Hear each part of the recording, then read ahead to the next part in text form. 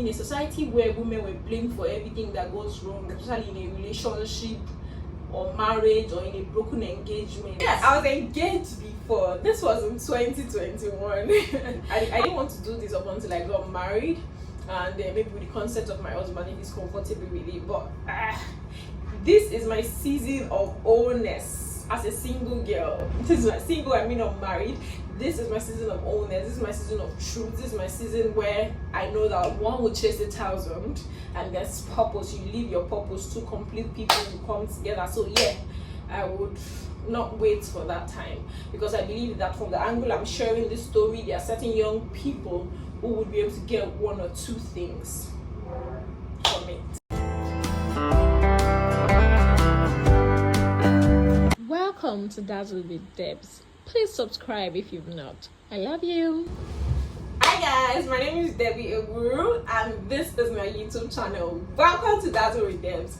Today, I feel so full, and then my throat was touch water, so yeah, but that's by the side. So today I'm going to talk about something that is very personal and dear to me. Something that I thought, for a long time I thought this was not something that should be out there, because it was going to reduce my chances of getting a husband, and a woman is not supposed to talk about things like this in a society where when relationships end or when things go bad, people are always quick to say it was the woman's fault, especially when an engagement was broken and all that. For people who know me, they know where I'm going to. But the purpose of this is not to call anybody bad, it's not to tag anybody bad, it's not to say the guy was bad, it's not to pinpoint any form of fault. The purpose of this is just to say, man proposes, God disposes.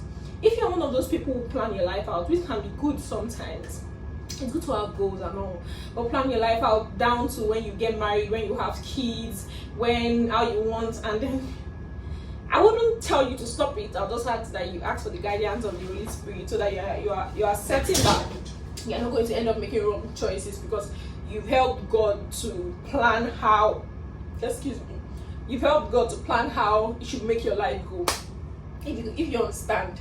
So I was this girl who had planned my life, short girl while in school, kept myself, thought to myself that I was going to I wasn't ready to have any serious relationship with anybody while I was in school. Hopefully the first physical relationship, not like I didn't have people I was talking to when I was in school. I had people I was talking to long distance and all, just because I was greedy and I wanted the benefit of the small things and all, but not major relationship.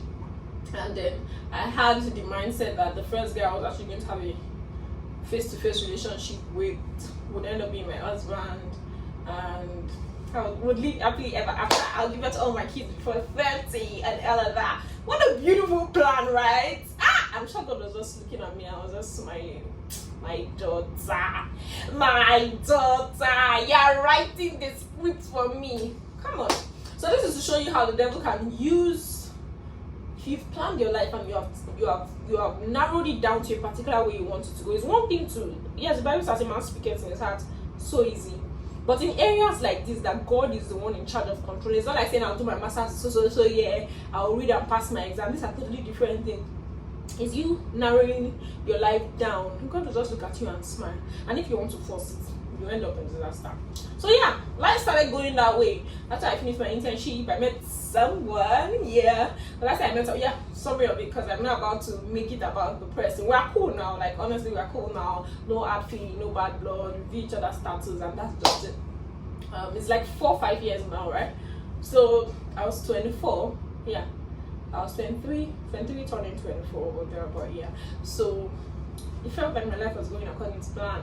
After 6 months, there was a proposal, blah blah blah. But God was just telling me that, Debbie, this is your own timetable for yourself, but this is not my timetable for you, because both of us were honestly not ready. He's still not married now.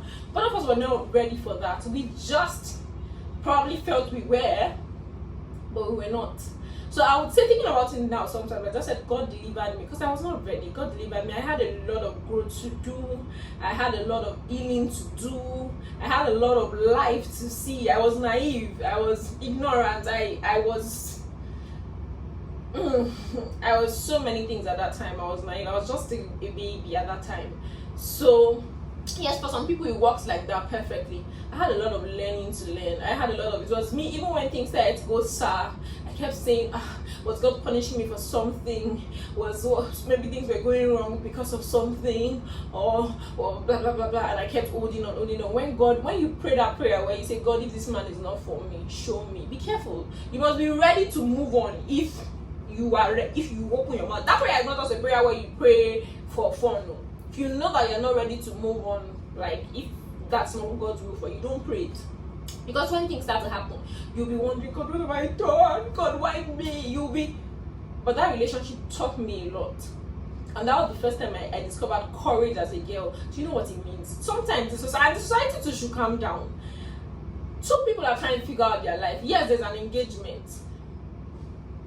You don't necessarily have to ask every time, when is the wedding, especially when you feel like things are going south. And I also beg people, one mistake that was made then was, I think my partner at that time, after the engagement, posted it on Facebook. Whether I felt I was not happy about it or something, that's story for another day. So he posted it, we tagged each other, blah blah blah. I think if I'm getting married today, before people even see it on my social media handle, it's probably the week of my wedding. I don't even want any loud public what's the word?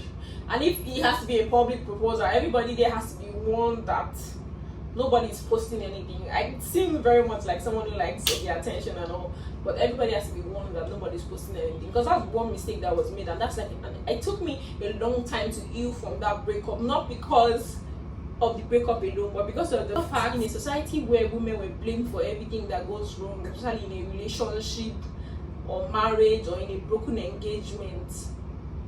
I was not one to go to the Facebook and say, I am so person are no longer together, blah blah blah, disclaimer. That's like complicating issues. So I just allowed things be. It was even after a year that some of my Facebook random friends were telling me, Debbie, you have to go and delete some of your pictures. It was like I wasted that year, because all of the pictures I was taking, I was wearing a ring. You know how painful that is? I started deleting pictures because someone would ask me, are you married? Because I was wearing an engagement ring. I mean, I was so happy, young. I graduated from medical science department, University of Calabar, did my internship. I think I was like one of the first people in class at that time, aside those who were already married, that got engaged.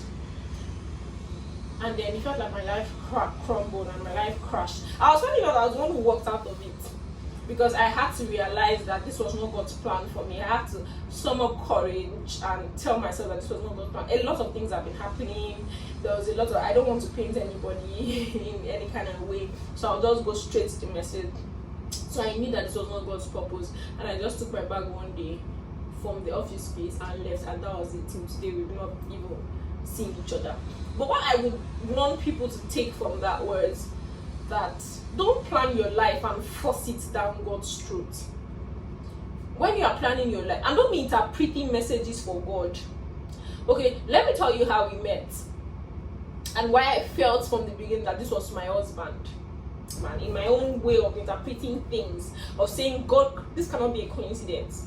So someone was randomly, that was the time when Facebook was trending, and someone was chatting me up on Facebook, and then randomly one of my classmates reached out to me telling me that, oh Debbie, there's an opening for a medical lab sciences, medical microbiology and parasitology someone who specialized in medical microbiology and parasitology. There was an opening that she would like for me to come, and that was how I got that job. It was beautiful. I was still waiting for internship, and yet I had gotten a job.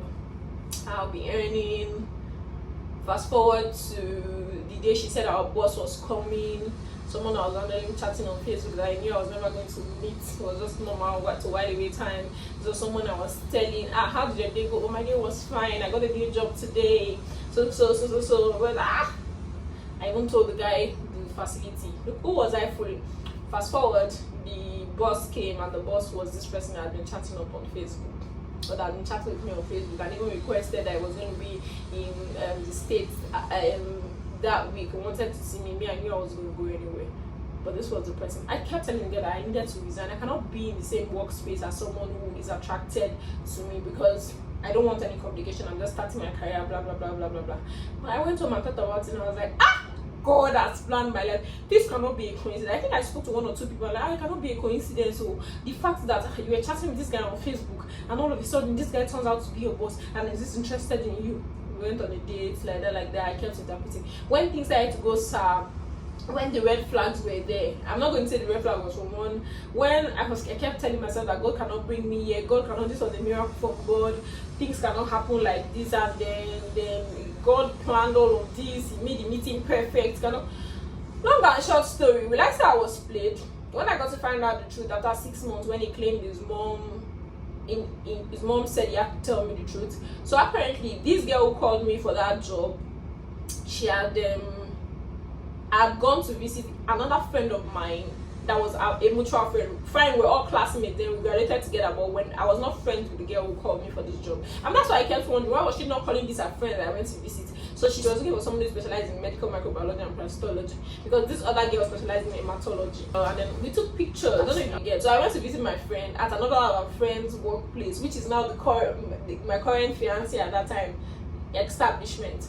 So when I went there, we took pictures and all. She posted the pictures on WhatsApp. Her boss was like, this girl is fine. It wasn't in Calabar at that time, so it was, this girl is fine, can you invite her again? And so Debbie is a businesswoman, she's not going to come except you want to buy something. And it's like, okay.